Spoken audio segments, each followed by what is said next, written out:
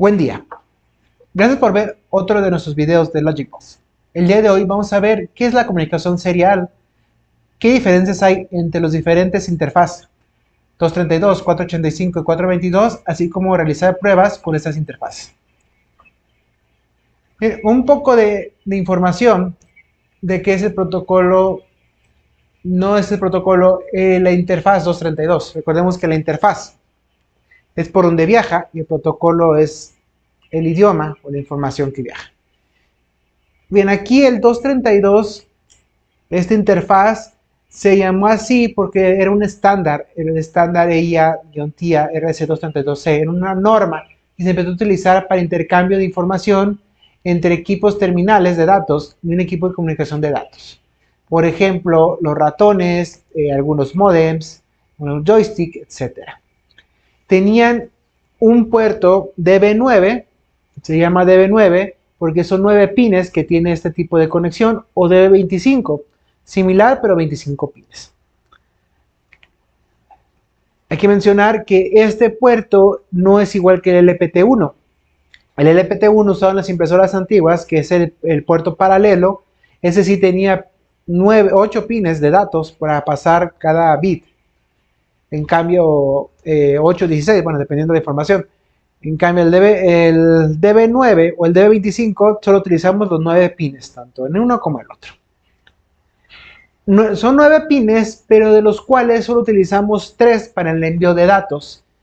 El pin RD o RX y el TD o TX, que viene siendo el 2 o el 3 del puerto DB9. Y una tierra para referenciar los voltajes, que es el pin 5. Los demás pines servirían para enviar información extra, por ejemplo, indicar que el módem está listo, tengo una llamada entrante, estoy listo para enviar datos, etc. Información que los equipos no los utilizan, solo utilizar los primeros 3 pines. El 2, 3 y el 5. En alguna ocasión se requiere también agarrar voltaje del puerto DB9 o DB25, como es el caso del UCB. Y para eso se utiliza el puerto 7 del DB9, porque es el pin que está siempre listo para enviar. Entonces siempre va a estar en 5 volts, en un lógico, y ahí podemos tomar alimentación. En ocasiones, no sé si a ustedes les ha pasado, que quieren conectar algún equipo, en especial los programadores de PICs, que se conectaban por 232 y no funcionaban en su equipo o en su convertidor, porque como ya no tengo puerto 232 en mi computadora, uso convertidor USB a 232, pero no funciona, y en algunas sí funciona, en la computadora sí funciona, pero el convertidor no. Eso es porque algunos convertidores de USB a 232 solo emulan los pin 2, 3 y 5. Entonces, como no brindan ese voltaje, entonces no funcionan esos equipos. Pues es muy importante también cuando adquieren algún convertidor que le llaman pasivos, vean que el voltaje donde lo toma. Si lo toma el puerto DB9, hay que verificar que sea un USB que emule todo el dato, o mejor adquirir un equipo con fuente interna, luego la alimentación sea por separado. Bien, el 232 funciona con voltajes referenciados a tierra. Son los unos lógicos y el cero lógico. Entonces, si yo tengo distancias muy largas, ese voltaje de mi uno lógico empieza a bajar. Como ustedes saben, entre el 0 y el 1 hay una área, una señal de tercer estado, casi sin coherencia, porque no sabe si lo va a tomar como 0 o como 1.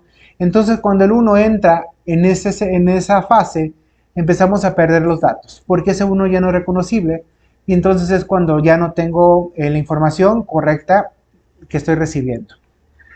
Por eso, el 232 no puede tener distancias muy largas, de arriba de 5 metros ya empezó a tener interferencias, 10 metros, eso depende mucho del tipo de cable, del tipo de lugar. Por eso el 232 solo se recomienda para distancias cortas. Típicamente el del mouse a la computadora no era mucha distancia, del modem a la computadora son distancias muy cortas, por lo cual sí era posible.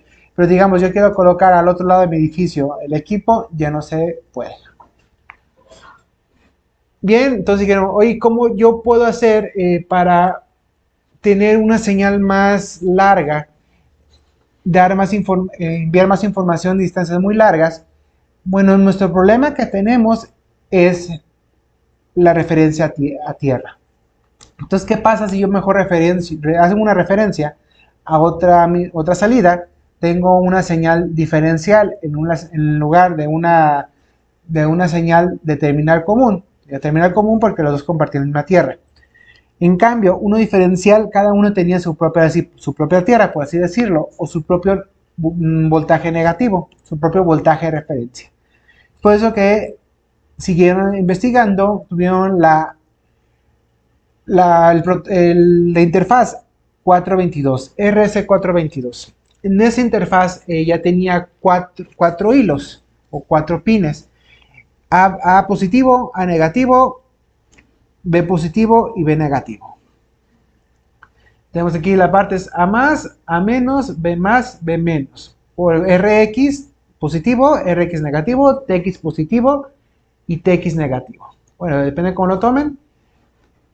Tenemos cuatro pines. Entonces, como aquí está referenciado sobre sí mismo, si en distancias largas, en lugar de tener ese 5 volts, tenía 0.8, 0.7 volts, como está referenciado sobre sí mismo y ya tenía un voltaje de referencia, porque entre su parte negativa y positiva había voltaje, sabíamos que era un 1.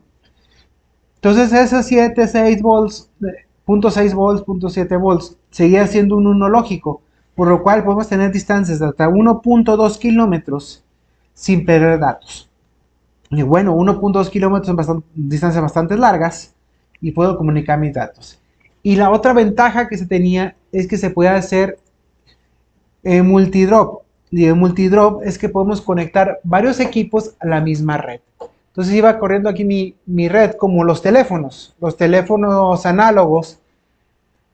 Y yo puedo conectar cualquier teléfono en donde esté mi línea. Yo solo hago mi línea aquí, conecto mi teléfono y funciona. Puedo tener 5, 6, 7 teléfonos en la misma línea con el mismo cable. Similar, así es como funciona el multidrop. Podemos tener varios equipos. Cabe mencionar que algunos protocolos, por ejemplo Modbus, indica que podemos tener 254 equipos conectados entre sí. 253 esclavos. 254 esclavos más el maestro, 255.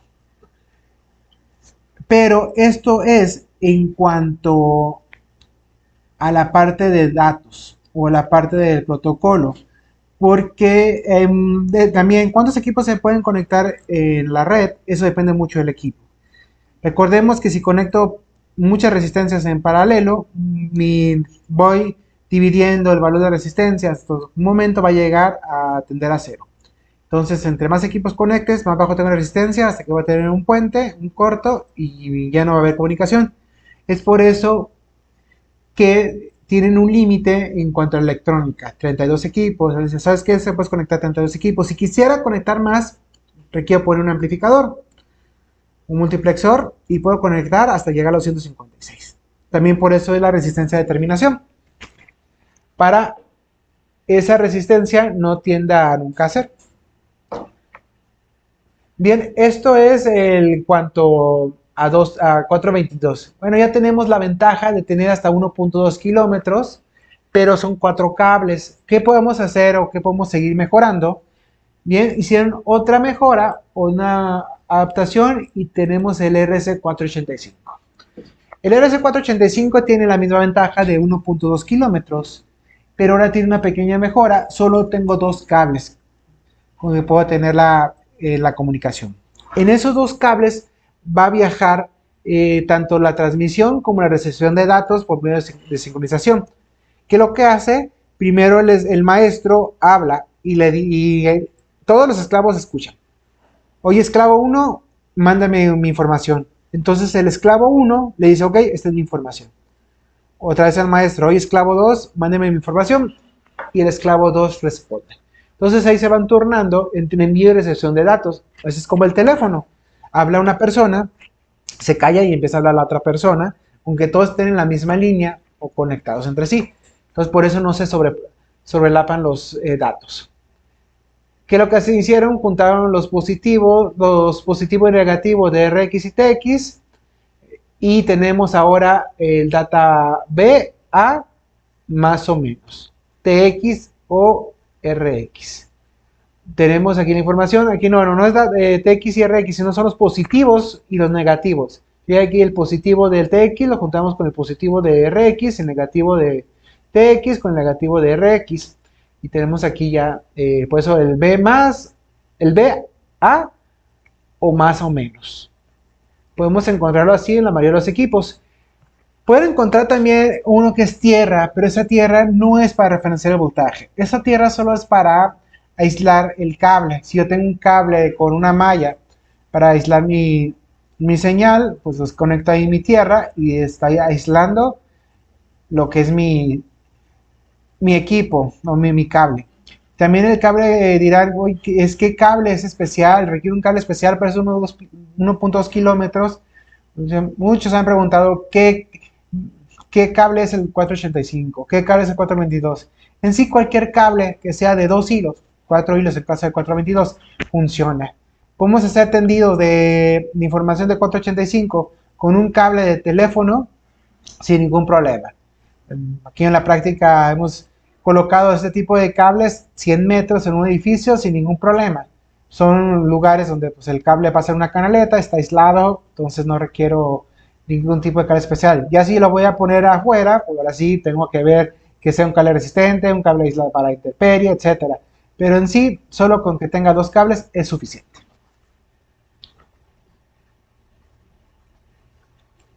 Bien, ¿cómo puedo probar que funcione mi equipo 232 o mi equipo 485-422? Para eso voy a utilizar lo que es una conexión de loopback. La conexión de loopback me permite eh, enviar la información y recibirla yo mismo. Por eso es una prueba de loopback. Bien, voy a agarrar un conector, ya sea un cambiador de géneros o un conector macho, perdón, hembra, y lo voy a poner por mi puerto de B9. Voy a puentear mi cable 2 con el 3, ya sea soldándolo con un clip, utilizando ya probadores de loopback que existen, que lo único que es un solo puente, y voy a enviar información por medio de por ejemplo, Hyperterminal, algún manipulador de puertos. Yo en lo personal uso WinSSD, es una herramienta que nos da uno de nuestros fabricantes, C-Level. Pueden descargar en nuestra página web, igual lo solicitan, se los pueden enviar con gusto, ya que esta herramienta tiene la parte de loopback directamente. Ese es el software WinSSD. ¿Cómo realizamos la prueba loopback? Aquí tenemos la ventana de loopback en la cual podemos hacer este tipo de prueba siempre y cuando tengamos sistema operativo de Windows 10 hacia abajo. Windows 11 tiene aquí un pequeño bug y no nos permite hacer esta prueba, pero igual podemos usar el terminal que viene en WinSSD, igual el Hyperterminal, puede usar incluso PuTTY. Todas esas herramientas pueden utilizarla para hacer la prueba de loopback. Bueno, el primer punto es abrir nuestro puerto. Aquí el tipo de puerto. Para verificar qué puerto es nuestro USB, nos metemos al administrador de dispositivos. Puedes escribir en inicio administrador de dispositivos, con la tecla Windows pausa. Ahí son todas las opciones que tenemos para abrir el administrador de dispositivos. Desde mi PC, en propiedades, etc. En el administrador de dispositivos tenemos la opción de puertos COM y me aparece mi puertos COM que es. Aquí tengo uno que es el 4 y uno es el 17. Si no estoy seguro cuál es, puedo desconectar mi USB y voy a notar que desapareció un puerto. Tenía el 4 y el 17 y ya no tengo el 17, entonces lo vuelvo a conectar y vemos que debe reaparecer el 17. Entonces mi puerto serial es el 17. Ese es útil cuando tenemos varios puertos y no sabemos cuál es. Entonces voy a abrir el puerto 17. Abro el puerto 17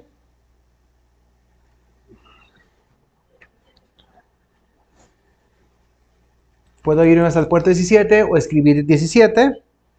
Le pongo abrir y me voy a terminal. Le mando un mensaje y este mismo mensaje debo de recibirlo. Ok, aquí lo envié. Significa que mi equipo funciona de manera correcta. Si yo quito mi puente, fijan, aquí voy a poner clear. No recibo lo que envío. Entonces aquí voy a hacer que no funciona mi equipo serial, mi convertidor, o mi puente que hice, pero algo está mal. Aquí está funcionando de manera correcta. Yo incluso lo podemos hacer, como por ejemplo, por PuTTY. Si tenemos instalado PuTTY, también lo podemos usar. De manera similar, nos vamos aquí a puerto serial. Le indico el puerto que voy a abrir, el 17. Ok, nomás que cerrarlo acá. Voy a cerrarlo de este lado para que me lo deje abrir PuTTY.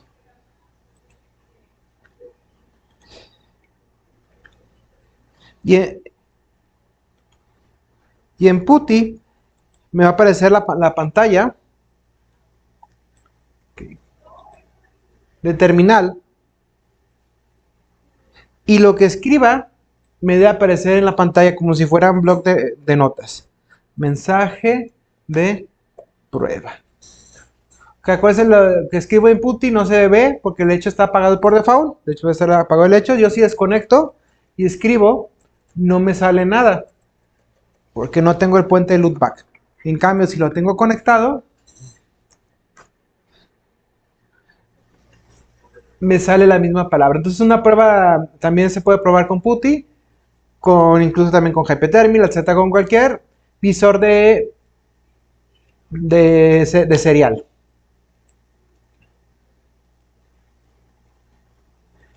Bien, la siguiente prueba es para un equipo 422. En un equipo 422 pues es similar, también podemos hacer la prueba de loopback juntando el TX con el RX, pero aquí serían los más con los más y el menos con el menos. El T menos con el R menos y el T más con el R más para hacer este puente. Entonces aquí sí requerimos dos puentes, pero para hacer ese tipo de conexión. Entonces hacemos este tipo de conexión. Igual nos vamos otra vez a la prueba de loopback. En nuestro equipo, ya sea WinSSD, PuTTY, y hacemos la misma prueba. Vemos qué puerto es el que estamos conectando, que igual el 17. Y volvemos a hacer la prueba pero en terminal. Mandamos los datos que enviamos y recibimos. Significa que mi puente está correctamente. Si yo desconectara uno de los dos puentes,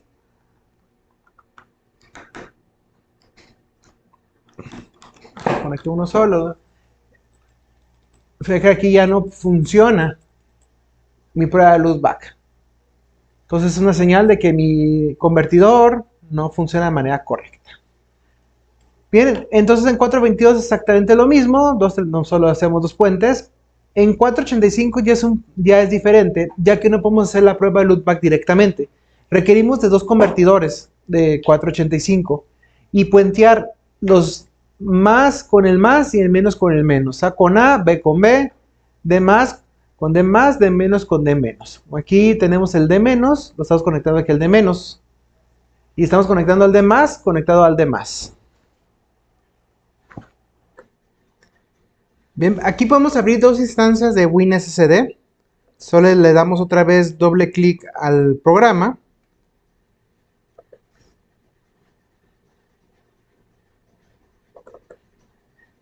Y me abre otra segunda instancia. Entonces aquí voy a tener dos instancias del programa.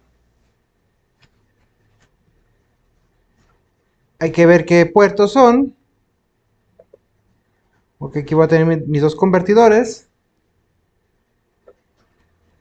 Y tengo que mis puertos 17 y 18. Entonces voy a abrir el 17 y el 18. Entonces porque tengo mi 17 abierto. Ahora voy a abrir el 18.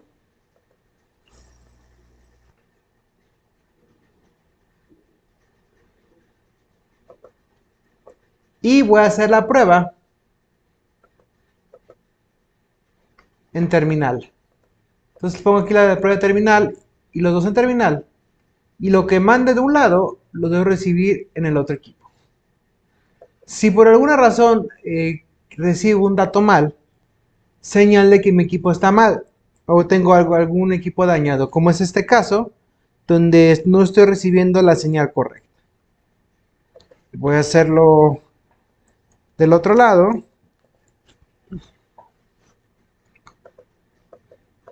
Y se fijan, entonces no estoy recibiendo información. Entonces, uno de mis dos convertidores no está funcionando de manera correcta. Bien, voy a conectar los que sí sirven. Bien, voy a cerrar mi puerto y volverlo a abrir para que reconozca los nuevos convertidores. Y me voy otra vez a terminal. Entonces en terminal mando un mensaje y fíjense que aquí lo estoy recibiendo de manera correcta de un lado y el mensaje de este lado también se recibe de manera correcta en el otro programa. Entonces con esto ya puedo probar la prueba de loopback. También esta prueba de loopback podemos hacerlo con dos computadoras en diferentes lados. Igual podemos hacer la prueba de la conexión de hasta de 1.2 kilómetros. Aquí sí podemos hacer la prueba de 485, a ver qué tanta distancia puedo hacer la prueba. Hagan la prueba con el cable lo más largo que puedan para que vean que aquí no perdemos la calidad de la señal cuando hacemos 485. Bien, espero que con este video se haya quedado más claro lo que es el serial 422, 485, 232, dónde utilizar una conexión, utilizar otra y cómo probar este tipo de conexiones para que así ahora ya que pruebe mi prueba de loopback ya pueda meterme a la comunicación de mi protocolo. Ahora sí que funcione, ver si mi modo funciona bien, si mi equipo que habla de ViceNet, Profibus también habla bien, etcétera. Entonces lo primero que se recomienda es probar su puerto serial antes de empezar a probar comunicación con protocolo. Bien, busquen más videos de protocolos en nuestro canal de YouTube y nos vemos luego. Saludos.